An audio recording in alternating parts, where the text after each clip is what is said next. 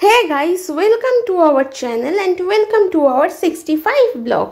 যাদের বাড়ি নর্থ বেঙ্গলে তাদের তো আলাদা করে চেনাতে হবে না যে এটা কোন জায়গা, কিন্তু অনেকের কাছে এটা একটা অপরিচিত জায়গা, একটা হিডেন জেম। শহরের কোলাহল থেকে দূরে গিয়ে এক টুকরো শান্তির একটা জায়গা। আজকের এই ভিডিওতে আমি এরকমই একটা হিডেন জেম বা অফবিট প্লেসের সন্ধান দিতে চলেছি, যেটা হলো দুধিয়া।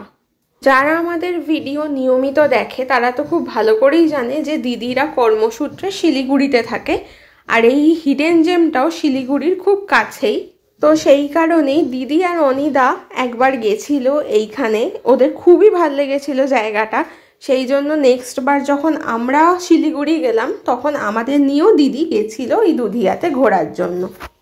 আমরা যেহেতু কলকাতায় থাকি, কলকাতার আশেপাশে তেমন একটা এরকম পাহাড়ি ঝর্ণা, নদী, এরকম সবুজে ঘেরা জঙ্গল, এই জিনিসগুলো যেহেতু একটুও দেখতে পাই না, সেই জন্য আমাদের কাছেও এটা খুব পছন্দের একটা জায়গা হয়ে উঠেছে প্রথমবার দেখার পরেই।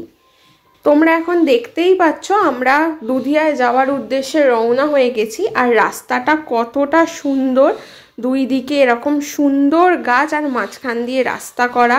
আমরা এবার গাড়ি থেকে নেমে গেছি, এখানে দেখতেই পাচ্ছ চারদিকে পাহাড়ি পাহাড় আর কত গাছপালা, কি সুন্দর দেখতে লাগছে।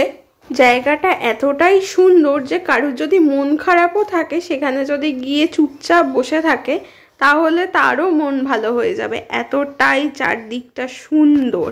আমার পার্সোনালি পাহাড় খুবই পছন্দের জায়গা, সমুদ্রের থেকেও আমার পাহাড় খুব বেশি ভাল লাগে। কিন্তু এই দুধিয়াতে আসার পর এখানের এই খরস্রোতা নদী, তার পাশে চুপচাপ বসে থাকা, সবার সাথে আনন্দ করা, জল নিয়ে খেলা করা, পা ডুবিয়ে বসে থাকা, এগুলো এতটাই ভাল লেগে গেছে আমার, বলার কথা না।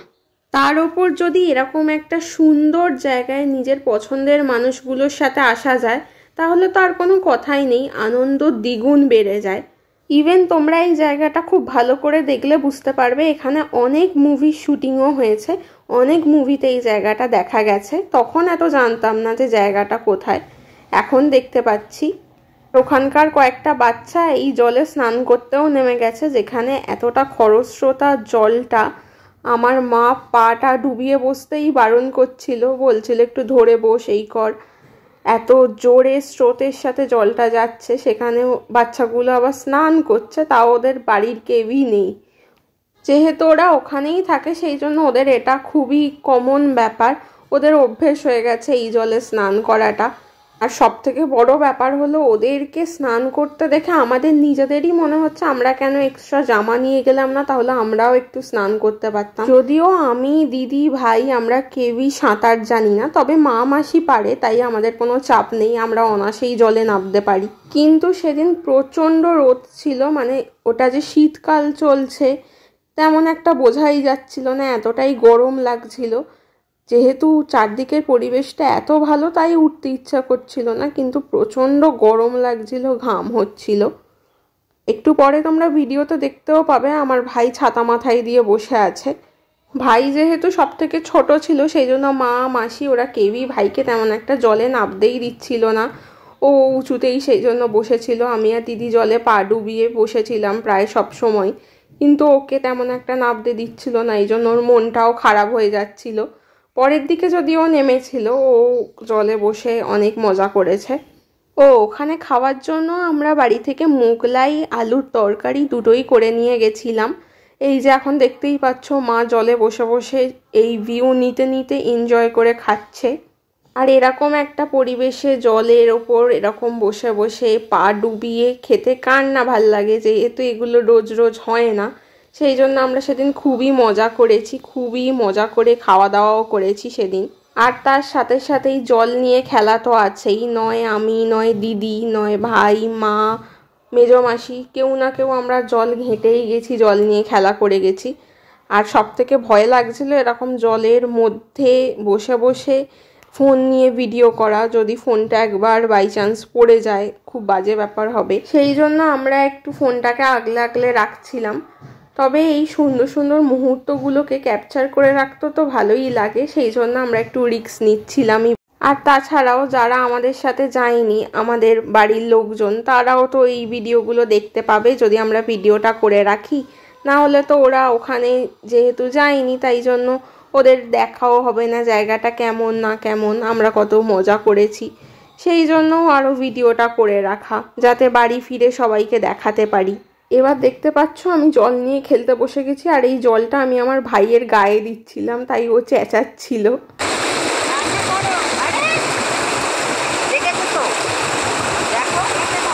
আরও চেঁচাচ্ছিল বলে আমি আরও বেশি মজা পাচ্ছিলাম, আরও ওকে ভেজাচ্ছিলাম বসে বসে।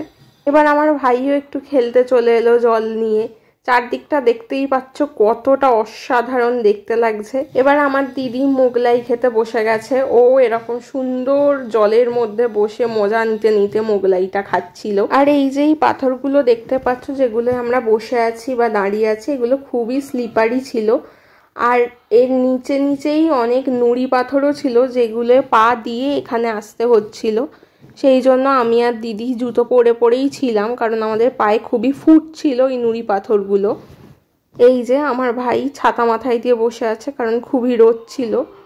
আর এই যে এখানে এবার আমার মায়ের ফটো সেশন শুরু হয়ে গেছে, আর ভিডিও করে নিচ্ছিল দিদি একটু, যেখানে আমরা এর হাত ধরে গিয়ে বসছি, পাথরের ওপর বসতেই ভয় পাচ্ছি।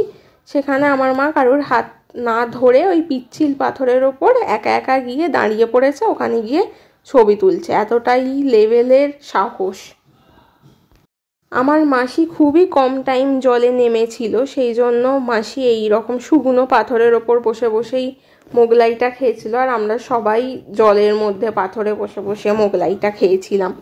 আর এখানে আমি জলের মাঝখানে বসে জলের সাথে সাথে নিজের ভিডিও করছি, আর বাকিদেরও একটু দেখিয়ে দিচ্ছি কে কী করছে না করছে। আমার দিদিও জল নিয়ে সেদিন অনেক খেলেছে, বিশাল জল ঘেটেছে। সত্যি বলতে সেদিন আমরা জলটায় নামতে একটু ভয়ই পাচ্ছিলাম, যেহেতু পাথরগুলো এরকম পিছল পিছল।